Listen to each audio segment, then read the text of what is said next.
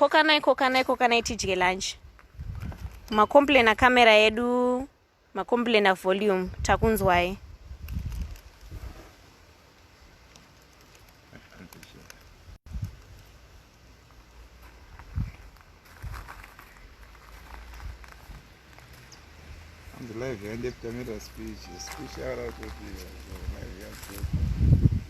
Okay, the numbers are rising.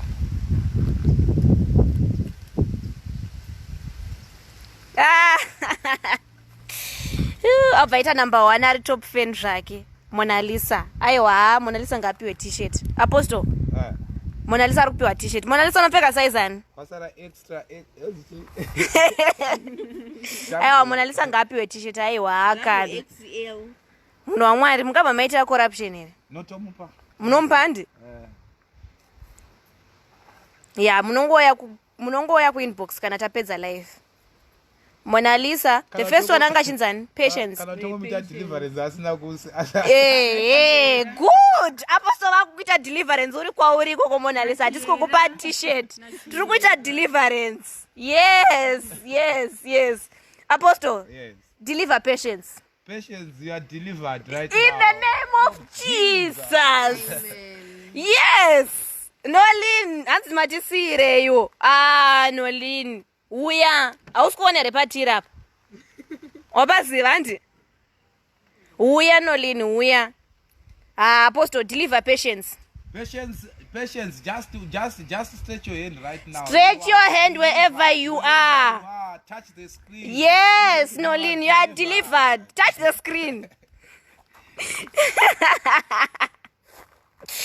Okay, so initially we wanted to have this live na Maichi Samba, but because of schedule yao and shurikuitika izvezvi we were not able to do so.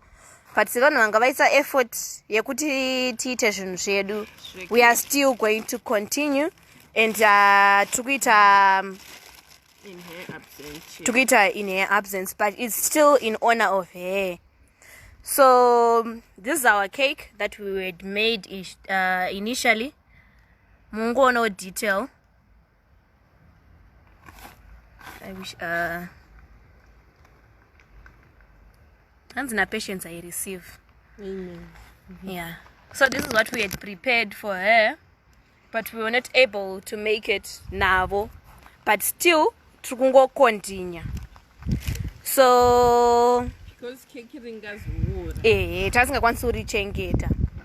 So here we are, my diaries, to celebrate our existence, all the good things that we have done. My t-shirts murukumaona handi, they're so nice.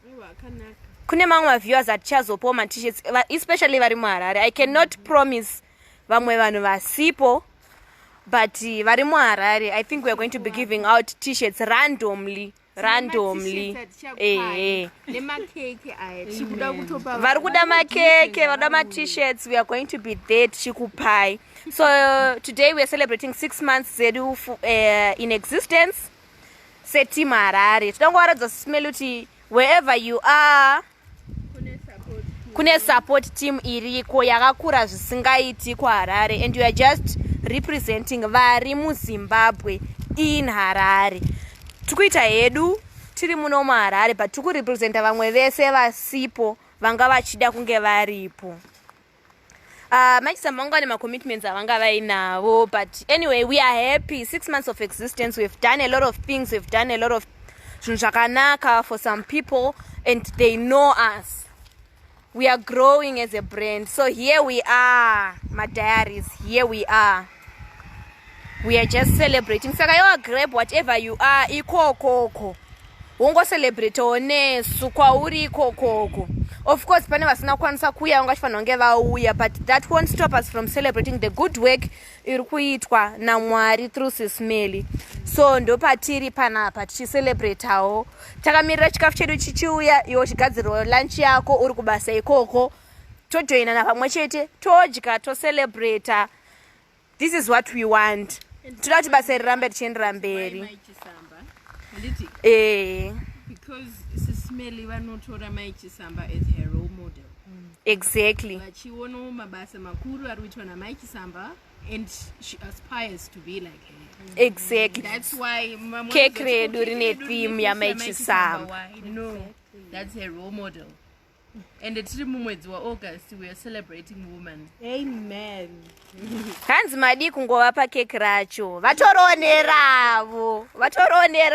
Iri nderedu madiaries. Varikuda vese madiaries uyai mudye. Iri nderedu.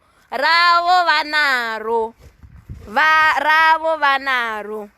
Okay? So this is for us madiaries. This one kuti varikuda cake, arikuda sofa, arikuda chiposti, arikuda picture, arikuda slice. Uya utione isusu tikupe. Ravo vanaro ikokoko. So yeah, we're just celebrating 6 months. Zedu takamirira chikafu. Chabva chasvika my way.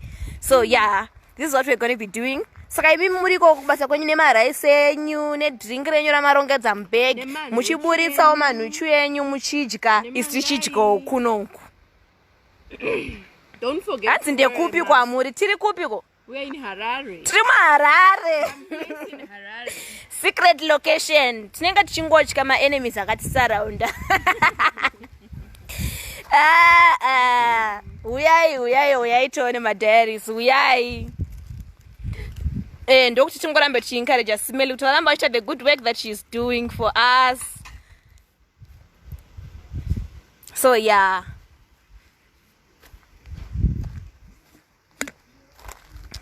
Hanzi itai intro tizivane team Harare. Team Harare totanga na Apostle IK. Hamazivi here? Mamusana mambona face yavo. Avo Apostle. Arikutanga kuti hai Apostle. Oba porofitwa ipapo. Ayo mamask apfeko tichidya. Vari kubvunza mamask. No tiri kudya azvitendero kudya nemamask. Ari kungotanga kuti hai Apostle. Hanzi mask inotobviswa iswe muhuro. Tatoisa mbiri topfeka. Long live diaries. Thank you Sis Melly from Lucinda. Thank you so much Lucinda. Love you. Hanzi na team adondo Sis Melly ndikudawo t-shirt. Sis Melly hazori kuba ma t-shirt nasi. Hanzi hai Apostle. Natazvinzwa makorokoto. Tazvinzwa, how are you? I am blessed. Yes. But ari kutanga uku kumorosai muri kumuprofita. Gamwene wazobva akumorosai futi. Mai wena enitadza pasi hanzi hi Apostle. How are you guys? I can see all of you want breakthroughs. Now you come to my inbox. Yes, hanzi yai kuinbox. If I do it to one person, everyone wants it. So all of you be blessed. May the mercy of God speak for you, speak for Sis Diaries page, speak for everyone who is in this platform right now. Amen. May the mercy locate you wherever you are. Favor at work, favor at work. Amen. Thank you so much Apostle. So we have Ruva. Anza hai my diaries na Ruva. Asati arora muono Ruva we. Atishupa pamba. Muono Ruva we. Hanzi amen. Hanzi kwari kutaura ndiani? Ndisiri. iPhone 11 ndisiri ari kutaura. Hanzi haina Milly. Hello. There's Milly. Atisatapedza maintro. Ani mandikuda maintro. This is Milly. Hanzi Hesi. Hi, how are you? Hanzi ko Machisamba varipi? Machisamba vatadza kuuya because she had commitments and there was protocol yatachifanira kutevedzera kuti tinge tiinavo nhasi, which we failed to follow. Apa tinobvuma hedu takanganisa. Pane zvatanchifanira kunge taita kuti tinge tichivaona and hatina kufollowa protocol. Hey, hanzi Norin, Ruva is beautiful. Oh, thank you. You too. I know you're also beautiful. Camera woman isa camera kutable. Camera chazoenda patable kana taakudya. Chimboburitsa zvamina zvomuri kudyei. I'm afraid to. Hey, ratopera. Tanzi muri kucelebrate muri 4 Harare yese. Tinga celebrate tivangani. Azvitendere kuwanda. Tikutenderero kuwanda mukoro. Tingasapere here madiaries tika celebrate takawandisa. Vakona face yako.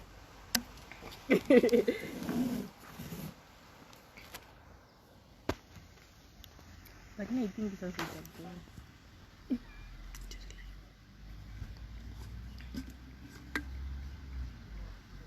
Buritsai zvamuri kudya tidye tese. Hanzi munhu waMwari musandipfuura naNG Brenda. Hanzi ngaende kuinbox. Apostle murungomhoroswa vanhu vasida kupfurwa nechiprofita. Hanzi yeisiri tiudzewo kune keke kwatiri.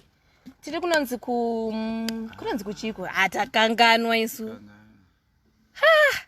But kwakanaka. Ndekupi uku? I just know it's a nice place. And we're having it with 2-minute noodles for lunch. Yeah. And the COVID as we do to our wonder. Thank you so much, Melin Maisha. Vaudzo atikwanisi kuwanda because of COVID-19. And the t-shirt we wanna say. Varuda ma t-shirts ndakudze chipedza live. Munoenda ku inbox kwa Sis Melly. Ma t-shirts ariko. Endanga akagadzirwa akawanda tichifungwa tichasangana takawanda, but because of the prevailing health situation atatadza wanda. But ma t-shirts ariko. Varuda ma t-shirts but I smelly. Hanzi tone face yako. Hey, mukazona unyangara kuti munozoramba muri pa live here. Ngava busy.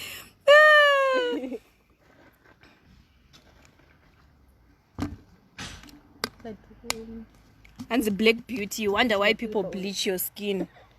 Hey, aruva zvawakuda kutonetsa. Aiwa life ndiye Melly Diaries. Haisi aruva kai. And show us your face. Kanda ma stars. My love nema likes akawanda. Ndikaona wanda ndozokuradza face yangu. COVID ma one, but all the same, happy 6 months diaries. Thank you so much. Thank you. Varikuda ma t-shirts ndakudze zvekuita. Munongoenda ku inbox kwa Sis Melly, munovaudza Sis Melly hai takaona pa live mwakapfeka ma t-shirts tirikumadawo tunomawana sei. Kubva kupai ma numbers evanhu vari mu Harare, mopiwa ma t-shirts. Hanzi tinoda kukuona nekuziva kuti ndiwe ani mushamarari. Mukazoona munoita sei manje? So what are you going to do with it? So what are you going to do? Keke tiri kutoridya. Muri kuridawo here? Vari kubvunza tichita sei nekeke muri kuridawo here? Tikupeiwo.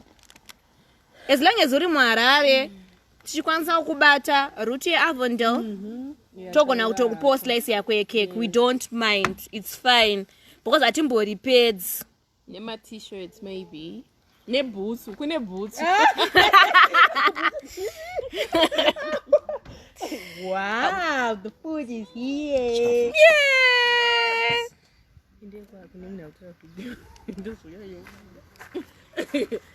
So our food is here. Uchatobata phone yako upside down. That's some nice. Chikafu chedu chasvika icho chirapo icho. Anything else? Camera is not clear again. And then cook it. Hanzi takanda my love nema likes tuone face. Hamuzofari guys. Keke ticharidya, then kana kune vamwe vari muno muHarare tichangopfuura tichivapawo ma t-shirt ne cake racho.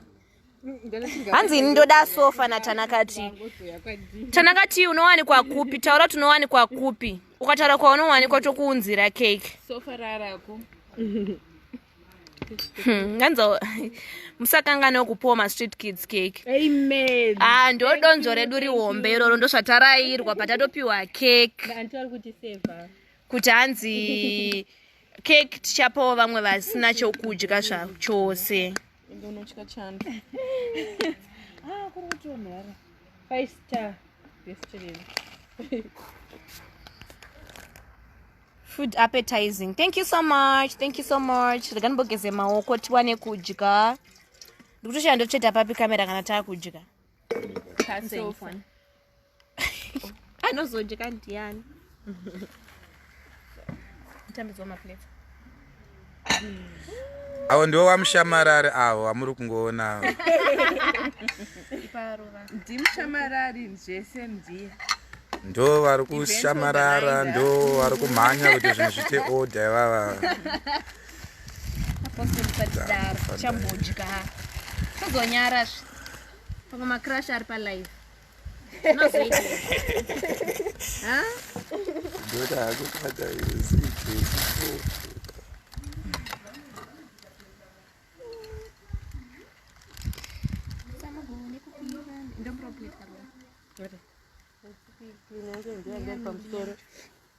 So all this is in honor of Sis Melly. Nebasa ravari kuita kubata vanhu in different ways. Some people might not appreciate what she's doing, but kune munhu one asingatogone navo anotenda upenyu hwake kuti if Sis Melly Diaries was not there, life yake yange isingazofambe. So we appreciate at least one of the things that you should know is greatness is not measured by how much money you have. Amen. Where you were born is measured by how many people you have impacted and transformed. And we thank God for what she's doing, and we thank God for everyone that is in partnership with what she's doing. So today we are celebrating her anniversary, even as she honors her mentor, Mai Chisamba. Not for everyone who is in this platform. If you do not have a mentor or anyone who guides you, you need to know that road yauri kufamba ine vamwe wakatomboifamba who have to advise you. So make sure whether it's in marriage, in business, academics, in any area of your life, you need a mentor. You need a mentor. So we thank God for Mary that she has decided to get herself a mentor. So you see, she's not a disaster to herself. Even to the next generation, she will remain a blessing. Tinotenda Mwari neupenyu hwake nevose vanomutsigira vari panapa, vanotumira mari, vanotumira hembe, magrosari, magetsi. Isusu regai iti takutodya hatanamata kudhara, matononoka kana musati masvika tanamata kudhara. Saka tinotenda Mwari naSis Melly. You know, pauri ipapo imbozvibvunzawo kuti ndiana wakaimpacta mulife yako. There should be someone anoti even wakafa nhasi, they are not only crying kufa kwako, but they know that their life was on you. Be a blessing to someone. Be a blessing to someone. Like what Sis Melly she's doing. One day we want to sit down and celebrate one of a diary who is here. To celebrate kuti upenyu hwako has been a meaning not only to you and your family, but even kune vanhu vausina ukama navo. Saka zvisinei, panapa tiri kudya hedu keke. Tichanga tichidya keke. Inini hangu ndatotora sofa iri. Saka pana yanga ichitasira sofa. Da unotora sofa iro riri ndo ranini ndichiitirawo zvinhu zvangu. Tageza maoko Sharon, thank you. Tageza maoko. Pane mvura panapa. Utsanana taedza. Musikuona vanhu vacho vari panapa. Vanhu vacho vari smart zvavo, vari smart. So tichicelebrate birthday anniversary yaSis Melly, musakanga kukanda madonations ekutarisa nherera neshirikadzi. Keep in touch and ask her what else she has in her store chaarida kuita to help others that are underprivileged. So vari kudya vanhu panapa. Tinenge tichingodya tichitaura, kudya tichitaura, kudya tichitaura. Musatiza madhayari, musarwadziwa nechikafu tiri kudya kunoku. Tanaka wakutora futi sofa. Tanaka anzi ndiye muridzi wesofa. Tanaka uri kupi? Tanaka, can you tell us where you are? Tanaka, where are you? Where are you, Tanaka? Tanaka, if you do not come, if you do not reply where you are, I'm going to take the cake away from you. I'm going to take away the cake from you. So vai vari kutarisa vari kumashuroko. Uyu mushamarari murungoona chigumwe chake chakapfekedzwa. Zvinoreva kuti akaroorwa. Hanzi angori asina kuroorwa ihwana nje. Asina kuroorwa hanzi ihwani. Uyu anga achinzi manje Tanaka kana uri kure zvatingatoita ka. Chirega ndikuchi. Kama chirega ndikudyire nini? Ndakakudyira ndakudya udyi wese rumuupenyu hwako. muzongompa anointing for apostle hazvina pressure tachinja kudhara isusu ningirikeni tatomu iPhone apa muri kuti haisi kuona futi ani kana iPhone isingaone saka hapana inoona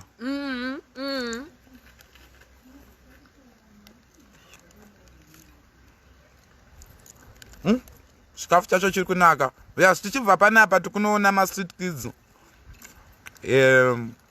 tichivaudza kuti kune vanhu vanonzi vaSis Melly Diaries kana kune chinonzi Sis Melly Diaries chinotarisawo vanhu saka vanotarisawo imimi vanhu vanenge imimi vanokudai so they will be praying for Sis Melly. You see now how good it is to extend your hand to other people.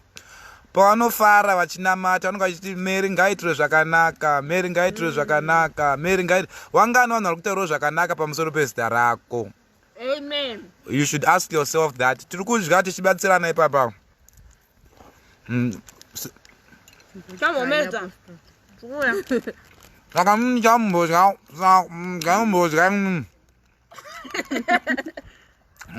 chambodya, pana mutinozokudza toenda chambodya.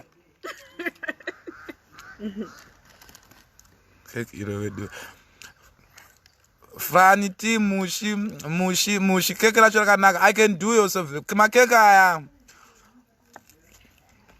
ndokwanisa kukuitira nemweya mupfeni kana uchingoda keke rakadai so unongondibata totokukandira keke rako.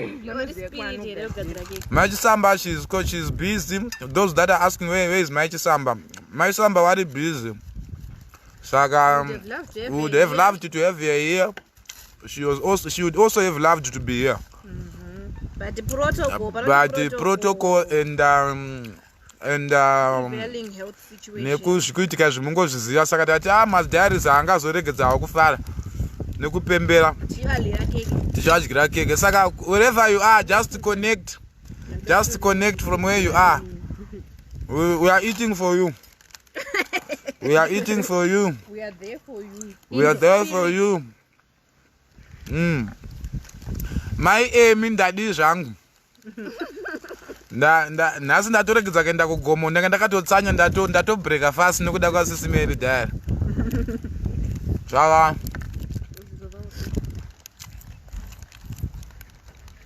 pari kudyiwa kona pari kudyiwa vedu zvese zvimabasa aSis Melly vari kundifonera mbomirai sata kuprofita izvezvi.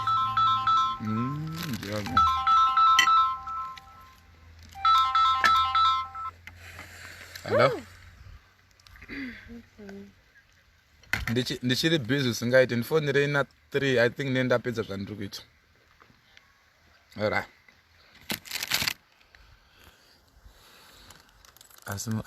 Asimanga musina kuwabata before. No tenge takawabata before, everything was on plan. Sis Melly wakarongeka chaizvo. Pana vanhu vari kubvunza kuti zvichida maybe mengestango inge iri surprise. It was a surprise but wenge wakabatwa everything was arranged. But sezvatataura zvinhu zvakawanda zvinongoitikawo. This was beyond Sister Melly's control and also beyond Maichisamba's control. But there was communication, proper communication. Everything was communicated to both parties communicated. But pane zvazongonyuka. So saka she knows what is happening. So pana wanozoti maybe Sis Melly waida kungosurprise munhu asingazive. No, Sis Melly had communicated, done her part. She had communicated well in advance. I think 2 weeks before. I also communicated to her. But today, unfortunately, pane zvazoitika. But zvisinei, we are still honoring her as Sis Melly's Diaries. Uko nyama iri kudyiwa zvayo, nyama iri kudyiwa. Pane wanzwa nzara bikai.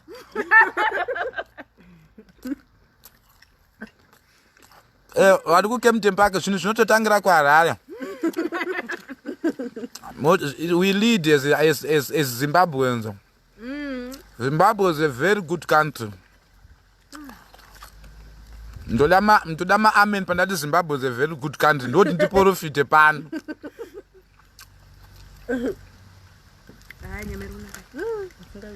Nyama yacho hanzi iri kunaka asi iri kunaka. Ikunaka. Tukuitira vaya vachazoda uye ndanzi achiri vacant. saka ubva ungona madyiro ake kuti Anogarika naye. zvobuda here. Pakaipa. No, watichanhonga murodhi warimo. We are going to go panapa paplace pevanhu ka pane protocol mind do with this COVID. Takabva pano we are going to look for people vatoripo kudhara they are going to eat this cake, all of them. Keke rapana kumba kwariri kuenda riri kudyiwa nhasi richipera nhasi kwete nesu mukona kuti rakakurisa chaizvo. Isusu tingori vashoma panapa tikanzomboridya rese. Saka kana uri mudhuze ngotiudza pauri chete. Yeah, If you are around Avondale, if you are around Avenue, if you are around town, Arundale Park, Mount Pleasant, if you are anywhere near those places, just type your location. We'll come there and deliver the cake to you. Courtesy of Sis Melly Diaries. Which one is Sis Melly Apple? One CCFS clip. Wadakona Sis Melly, mira muwaona. Naso Sis Melly awasi panapa. Awa wari pa t-shirt awo. Tine mtwini wawo. Ndakutonzoda ucheka keke. I'm not there. Why she nasty? Ndaona zvakaita keke mukati. Keke rakuchekwa. Sofa ratanaka iri takubvisa. Wherever you are watching from. Tanaka sofa rako iri. Gatirise apa.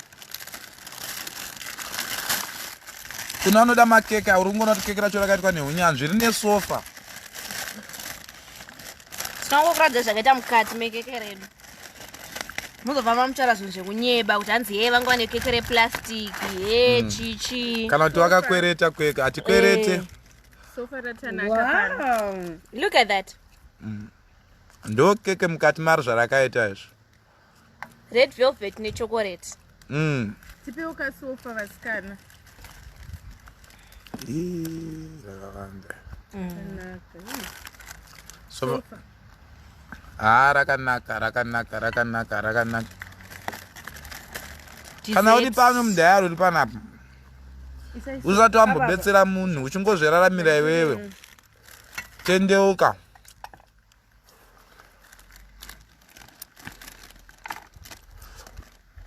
Kana usati wamboita dhora rakadyiwa nemumwe munhu asina kukama newe. Tendeuka. Yes, Apostle. Sisi Melly kubatsira kwari kuita vanhu zvinotanga nerudo.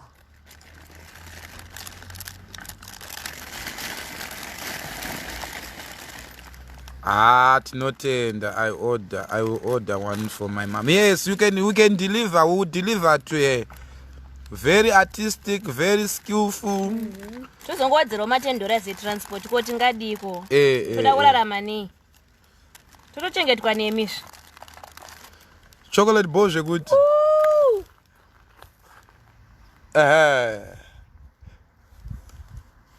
Onai mukaradhi wezvaakuita.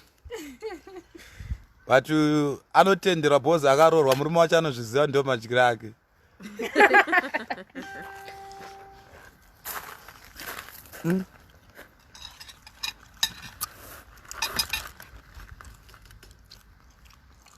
Hanzi inyaya kucelebrate akanhirini.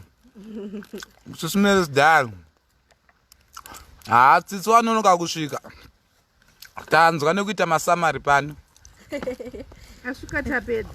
Wasvika tamupenza. Takukombera. Angatoendawo lunch zvake. Anoita makeke mwana wangu. Mwana wangu anoita makeke mwana wangu anogona singaite. Very, very professional, very artistic. Ndonanzi red velvet. Waita hako maisha. Thank you for saving me. Velvet iyo. Zvese zviri mukeke ramachizamba.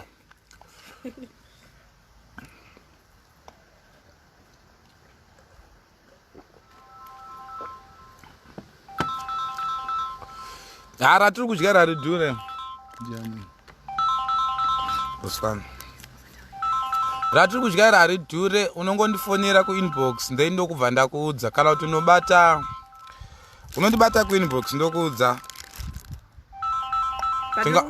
tingazotaura mari dzaiswa here muzvinhu ipapapa zvizobudeka pajekerere sirema kuti posta taidya kekere $2 isusu tokuzivai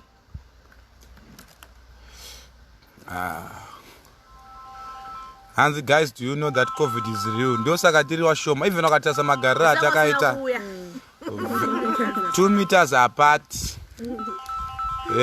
because toziva kuti kune COVID. vazapostori vatotarisa mumweya vakatona tisina chigwere kana edzi tatestwa isu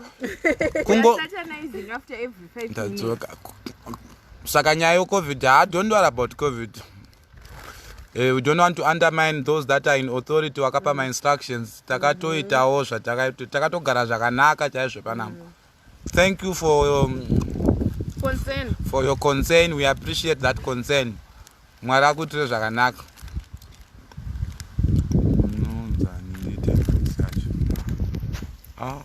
Don't post IK.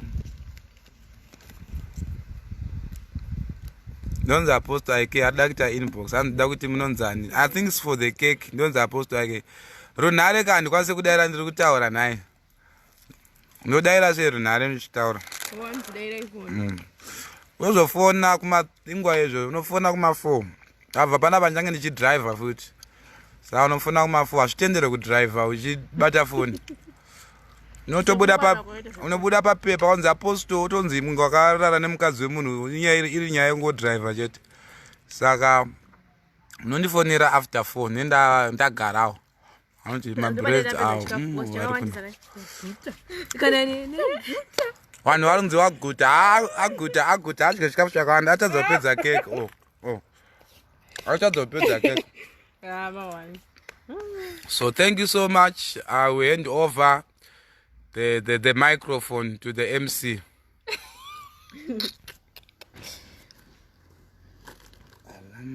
Thank you so much for being with us. Ndo zvatandichiita izvi tichicelebrate 6 months dzedu dzeuvepo Sis Melly Diaries and all the good work that is being done by both women. Yeah, thank you so much nekuya kwamaita. And as I will say again, this was in commemoration of 6 months of existence, the Sis Melly Diaries, with honoring Mai Chisamba. Although she was not able to be there, we'll still honor her because no inspiration ya Sis Melly kuti vange vachiita zvese zvavari kuita izvi. Thank you so much for being with us. Stay tuned. Pane live iri kuya na 3.